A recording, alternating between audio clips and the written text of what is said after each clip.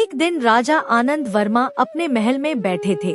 तभी उनका सेवक आया और सूचना दी कि पड़ोसी राज्य का राजा विक्रमार्क आपसे मिलने आया है। विक्रमार्क और आनंद वर्मा बचपन से बहुत अच्छे दोस्त थे। दोनों ने साथ पढ़ाई की थी और बड़े होकर अपने अपने राज्यों को बड़े अच्छे से चला रहे थे। अपने बचपन के मित्र विक्रमार्क के आगमन से आनंद वर्मा बहुत प्रसन्न होते हैं। दोनों मित्र अपने पुराने किस्से याद करके खूब हंसते और बातें करते हैं। बातचीत के दौरान दोनों अपने अपने राज्यों की बातें करने लगते हैं। तभी आनंद वर्मा अपने बुद्धिमान मंत्री भट्टी की तारीफ करते हुए कहते हैं कि भट्टी जैसा समझदार मंत्री पूरे राज्य में कहीं नहीं मिलेगा। वह कोई भी कठिन समस्या बहुत ही चतुराई से हल कर सकता है। विक्रमार्क को आनंद वर्मा की बातें सुनकर अच्छा नहीं लगता, क्योंकि बचपन से ही विक्रमार्क की आदत थी कि वह हर बात में दूसरों से आगे रहना चाहता था। उसने कहा, हमने भी कई प्रकार की विद्या सीखी है।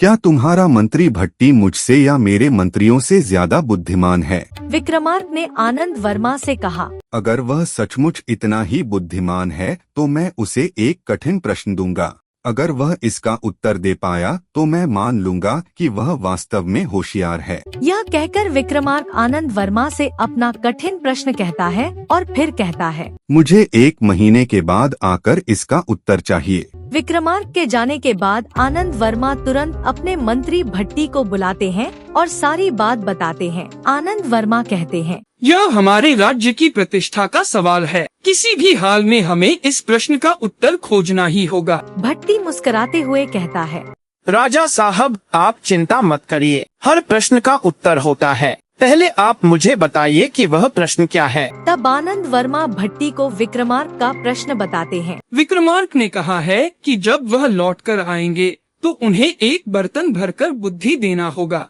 भला बुद्धि को बर्तन में कैसे भरा जा सकता है? यह तो केवल हमारे राज्य का अपमान करने के लिए उसने पूछा है। भट्टी ने फिर मुस्कुराते हुए कहा, राजा साहब, आप बिल्कुल चिंता न करें। हमारे राज्य की प्रतिष्ठा को बचाना मेरी जिम्मेदारी है। मैं उसे जरूर एक बर्तन भरकर बुद्धि दूंगा। यह कहकर भट्टी चला जाता है। समय बीतता है और 1 महीना पूरा हो जाता है। विक्रमार्क फिर आनंद वर्मा के राज्य में आता है और दरबार में सबके सामने भट्टी से कहता है, तो आप ही भट्टी हैं? आपके राजा ने आपकी बड़ी तारीफ की है। क्या आपने मेरे प्रश्न का उत्तर तैयार कर लिया है? भट्टी मुस्कुराकर कहता है, हाँ महाराज, आपने जो पूछा था वह तैयार है। फिर भट्टी आदेश देता है कि पहले से ढके हुए बर्तन को दरबार में लाया जाए। पूरी कहानी देखने के लिए अम्मा कथा चेपू YouTube चैनल को सब्सक्राइब करें।